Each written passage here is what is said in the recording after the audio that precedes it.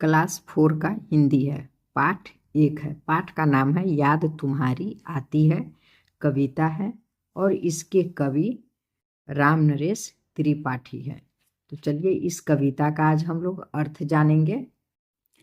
कविता का अर्थ। याद तुम्हारी आती है यह कविता प्रकृति के सौंदर्य और उसके सृष्टा अर्थात ईश्वर के प्रति कृतज्ञता का भाव व्यक्त करती है। अब चलिए अब सभी पंक्ति का अर्थ स्पष्ट करते हैं। सुबह सुबह जब चिड़िया उठकर कुछ गीत खुशी के गाती है। सुबह में जब चिड़िया जागकर मीठे मीठे गीत गाती है अर्थात चिड़िया सभी चहकने लगती है, तो ऐसे लगता है जैसे चिड़िया मीठे मीठे गीत गा रही हैं।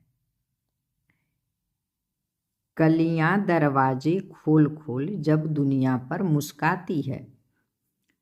फूलों की कलियां खिलकर दुनिया को मुस्कुराने के लिए आमंत्रित करती है।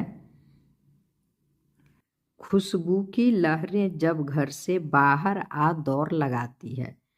फूलों की सुगंध हवा में फैलकर चारों ओर खुशबू बिखेरती है। अब है, हे जग के सिरजनहार प्रभु, तब याद तुम्हारी आती है। जब कवि प्रकृति की इस खूबसूरती को देखता है तो उसे ईश्वर की याद आती है और वह ईश्वर के प्रति कृतज्ञता का भाव व्यक्त करता है।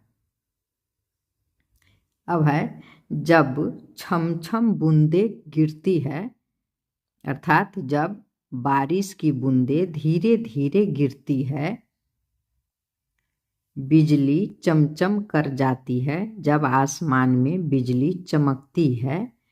मैदानों में वन बागों में मैदानों और बागों में जब हरियाली लहराती है। जब चारों ओर हरियाली छाई होती है और पेड़ पौधे हिलते रहते हैं।